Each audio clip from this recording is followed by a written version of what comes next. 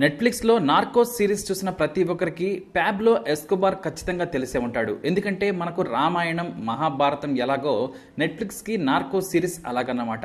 అయితే నిజానికి ప్యాబ్లో జీవితం అంతక 100 రెట్లు దారుణంగా ఉంటుందంటారు అమెరికాకు చెందిన FBI ఏజెంట్స్. జీవితంలో ఎదగాలి అంటే కసి మాత్రమే కాదు, తెగింపు కూడా ఉండాలి.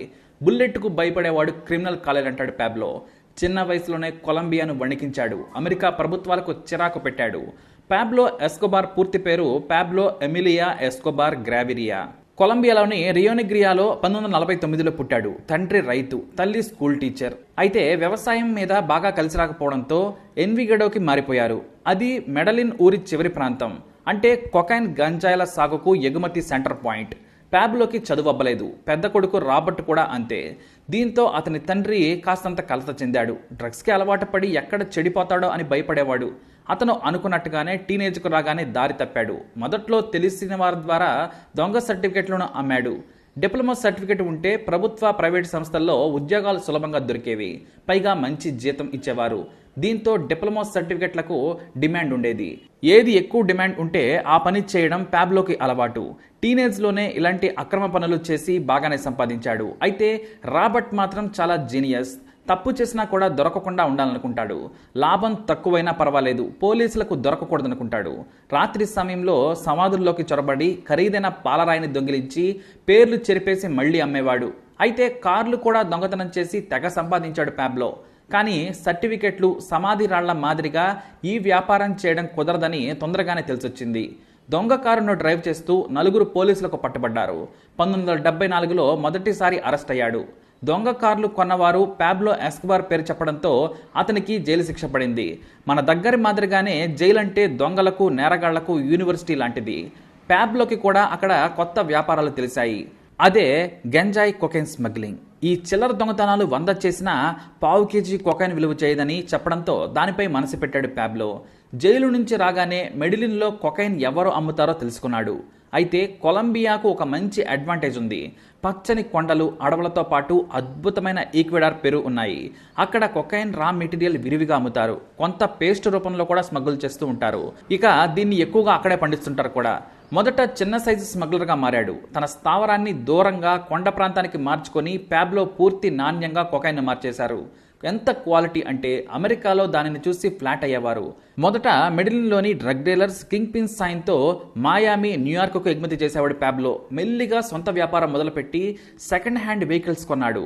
కానీ ప్రతి చోట నిఘా ఎక్కువగా ఉండడంతో ప్యాబ్లో 2 సూత్రాలు నేర్చుకున్నాడు. ప్లాటో ఓ ప్లామో అంటే లంచాలు ఇవ్వడం, తప్పించుకోవడం. లంచాలు తీసుకోనని చట్టం, న్యాయం సూత్రాలు చెబితే బుల్లెట్ దించడం. ఈ 2 పద్ధతులే. లంచాలు కూడా భారీగా ఇవ్వడంతో ప్యాబ్లో సక్సెస్కు కారణమైంది.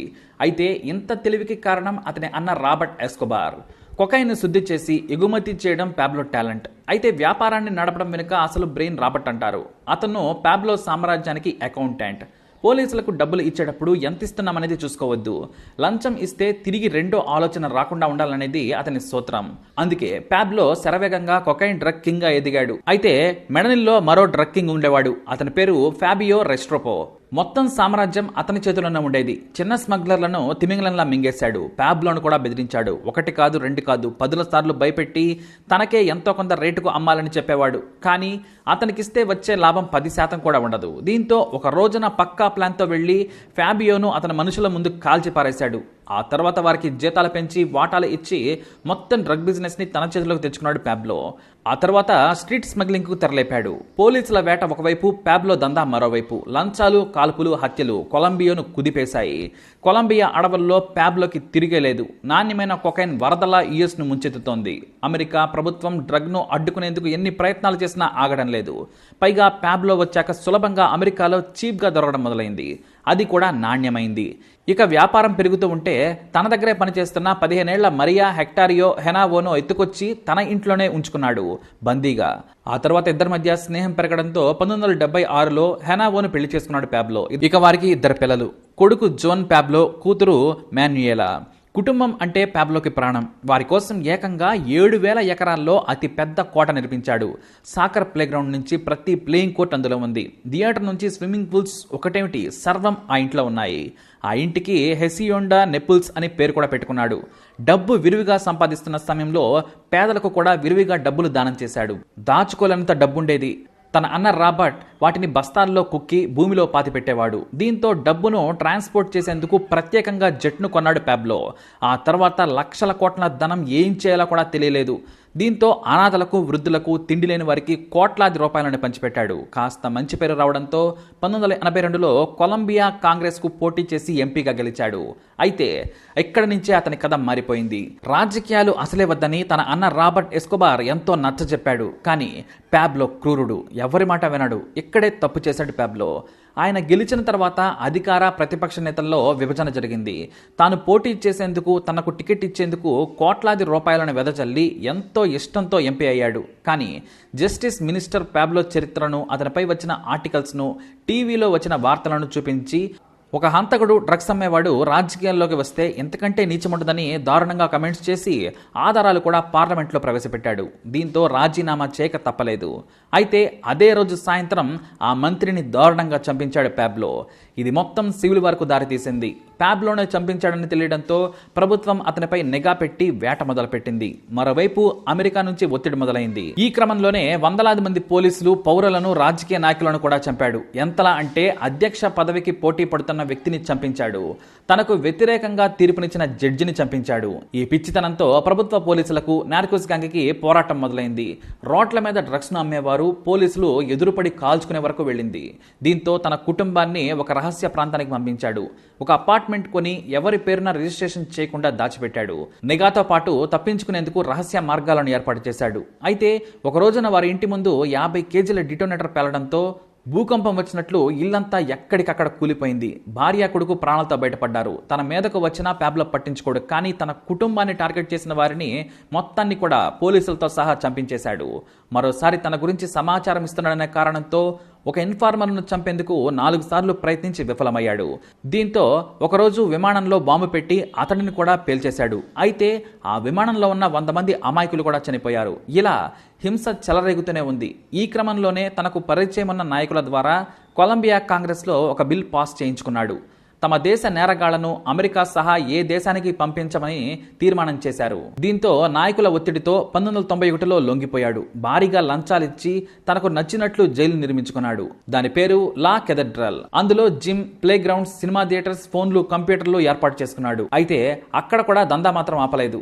ప్రత్యర్థులకు చెందిన 4గురిని ఆ జైలుకు తీసుకొచ్చి చంపడంతో మరో జైలుకు తరలించాలనుకున్నారు. కానీ అప్పటికే 4 కిలోమీటర్ల సొరంగంను తవ్వించుకొని పారిపోయాడు. ఆ సొరంగంలో లైట్ల నుంచి అన్నీ ఉన్నాయి.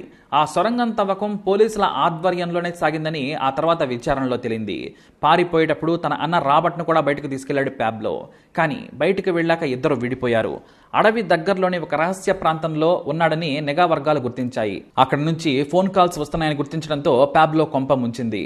కేవలం 8 మంది కొలంబియన్ నేషనల్ పోలీసులు రాత్రి సమయంలో దాడి చేశారు. ఆ రోజు ప్యాబ్లో తన 44వ పుట్టినరోజు జరుపుకుంటూ ఉన్నాడు. జైలు నుంచి తప్పించుకున్న 14 నెలల తర్వాత అటాక్ చేశారు. అయితే ఈసారి చాలా పగడ్బందీగా నిజాయితీ గల ఆఫీసర్ ఈ ఆపరేషన్ ను చేపట్టాడు. అధికారులకు ఒక చోట ఆపరేషన్ అని చెప్పి ప్యాబ్లో రహస్య స్థావరంపై అటాక్ చేశారు.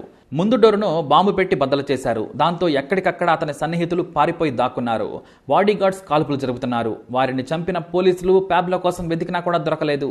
అయితే పారిపోయేందుకు బిల్డింగ్ పైకి ఎక్కడంతో చుట్టూ ఉన్న పోలీసులు గురి చూసి కాల్చడంతో చనిపోయాడు ప్యాబ్లో. ఇక్కడే ట్విస్ట్ ఉంది. పోలీసులు కాల్చామని చెబుతున్నా అతని చెవిలో నుంచి బుల్లెట్ దూరింది. తనను తాను కాల్చుకున్నాడని, దూరం నుంచి వచ్చిన బుల్లెట్ కాదని పోస్ట్ మార్టంలో తేలింది. ప్యాబ్లో చనిపోయాడని తెలియగానే అతని ఆస్తులన్నింటినీ ప్రభుత్వం చేజెక్కించుకుంది. ప్యాబ్లో కుటుంబం వేరే దేశానికి పారిపోయింది. ఇక ఇటు అతని అన్న జైల్లో శిక్ష అనుభవించే క్రమంలో అతని సెల్లో బాంబు కూడా పెట్టారు శత్రువులు. దీంతో అతనికి కంటి చూపుతో పాటు చెవులు కూడా వినిపించకుండా పోయాయి. ప్యాబ్లో చనిపోయి 20 ఏళ్లు దాటినా అతని చరిత్ర మాత్రం మరో 100 ఏళ్లు, 200 ఏళ్లైనా సరే కనుమరుగు కాదు. ఆసక్తికరమైన విషయం ఏమిటంటే ప్యాబ్లో వేసిన దారుల్లోనే ఇప్పటికీ అమెరికా నుండి డ్రగ్స్ ఎగుమతి అవుతున్నాయట. ఇది ప్యాబ్లో జీవిత చరిత్ర. మరి ఈ ఇన్ఫర్మేషన్ మీకు నచ్చినట్లయితే తప్పకుండా ఈ వీడియోని లైక్ చేయండి, షేర్ చేయండి, మా ఛానల్ని సబ్స్క్రైబ్ చేసుకోండి.